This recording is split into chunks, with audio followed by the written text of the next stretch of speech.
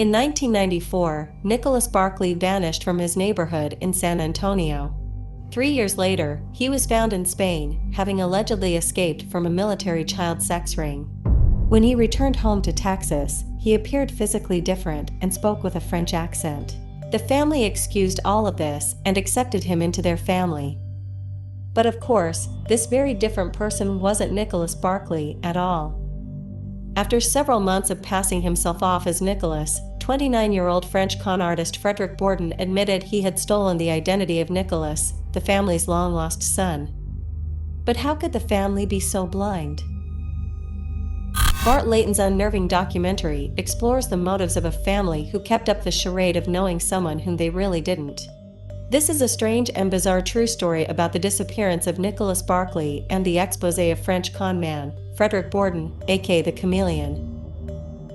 While many tragic true crime stories exist about people who vanish mysteriously, the intrigue of Nicholas Barclay's story is enhanced by the inclusion of a famed con artist and the Barclay family's acceptance of him. On June 13, 1994, 13-year-old Nicholas Barclay was playing basketball with friends near his home in San Antonio, Texas. He called his older brother, Jason, to ask for a ride home after the game, but his brother refused, telling him to walk home instead since it wasn't too far away. His brother also wouldn't pass the phone off to their mom. He didn't want to wake her since she was sleeping after working an overnight shift. Jason was the last person to speak to Nicholas. The teen disappeared that afternoon without a trace. 13-year-old Barclay had a troubled childhood with a history of violence, including toward his mother, and even a juvenile criminal record for petty theft. Nicholas also had a court appearance nearing. So, in June 1994, when his family reported that Nicholas was missing, police suspected that he'd run away. According to police, 3 months later Nicholas's brother, Jason, called the police to report that Nicholas had tried to break into the family's garage, the first sighting they'd had of him, but that Nicholas then ran away. Police thought this was strange. Why would Jason lie about having seen his missing brother? In October 1997, authorities from Linares, Spain, contacted the San Antonio police and informed them that they had located Nicholas. According to them, Barclay had escaped from a European military child sex trafficking ring. Barclay's sister, Carrie, flew to Spain to retrieve her brother. After she positively identified him, authorities released him to her custody. It had been 3 years since his disappearance when Barclay finally reunited with his family in San Antonio. However, apparently, the years had changed Barclay. When he went missing, he had blonde hair and blue eyes. Yet the person claiming to be Nicholas Barclay had brown hair, brown eyes, and most notably, a French accent. Nonetheless, this person was accepted as Nicholas Barclay by Carrie and flew back with his sister to rejoin his family. Moreover, the entire family accepted his explanations that he was forced to speak French and forced to receive chemical eye drop treatments, which changed the color of his eyes. And although he claimed he had suffered abuse, he was relatively healthy when he was reunited with his family. Barclay's abduction and subsequent discovery far away from San Antonio caught the attention of the investigative television show Hard Copy. On the day that Hard Copy interviewed Nicholas and his family, Charlie Parker, a detective, got wind of the story and showed up to observe. He was struck by the dissimilarities between Nicholas and this person, now presenting himself as the long-lost boy. He asked the camera operator to zoom in on the man's ears in an interview. "You see, I remembered Scotland Yard had used that method to trace the man who killed Martin Luther King," Parker later said. The family refused to believe the private detective. So, he turned his attention to Barclay himself. And one day, during breakfast with the private detective, the person claiming to be Nicholas Barclay admitted to the detective that his name was Frédéric Bourdin, and he was wanted by Interpol. Further analysis proved that Bourdin was much older than he claimed and that he couldn't possibly be Nicholas Barclay. Bourdin lived as Barclay for nearly 5 months, during which he attended Nicholas's high school and was fully embedded into the family's life. However, after his confession to the private detective, where he admitted he was an imposter and not Nicholas Barclay, the FBI became involved. A confession to the FBI followed fingerprint and ear analyses, which confirmed Bourdin's true identity. He received 6 years in prison for falsely obtaining a passport and committing perjury. After prison, Bourdin returned to his home in France. Today, he lives in Le Mans, France, where he is married and has children.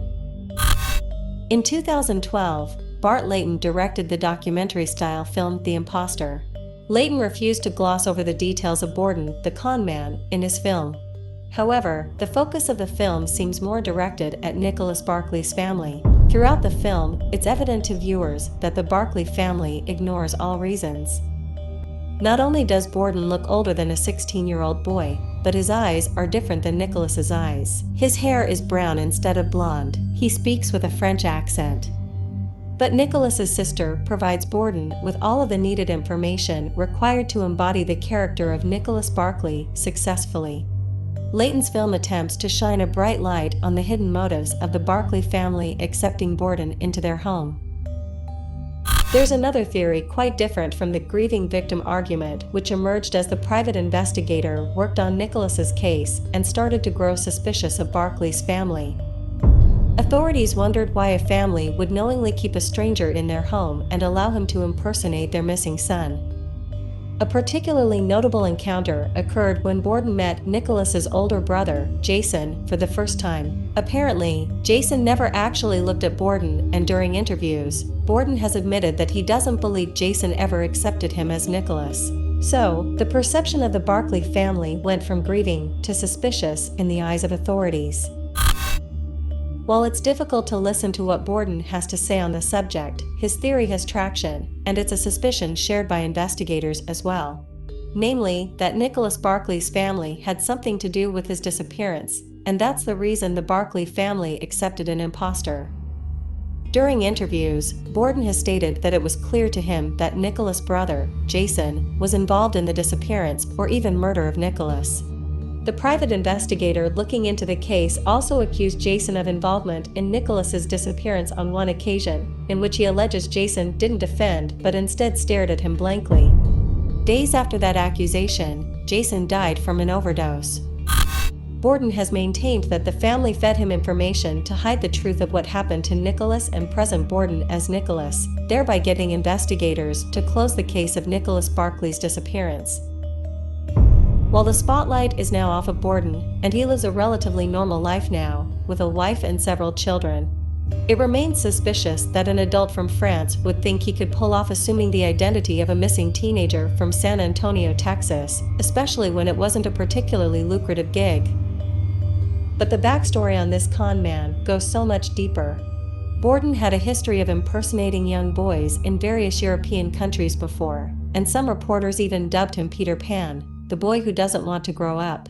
When he was on the lam from a previous con, he called authorities from a phone booth in Spain and told a story about how he was a lost boy from the United States, then managed to get Nicholas information and use his identity to carry out his next con. Bourdin also admitted to investigators that in France, he was known as the chameleon because he could blend into environments and assume new identities. He has a tattoo in French that says the same.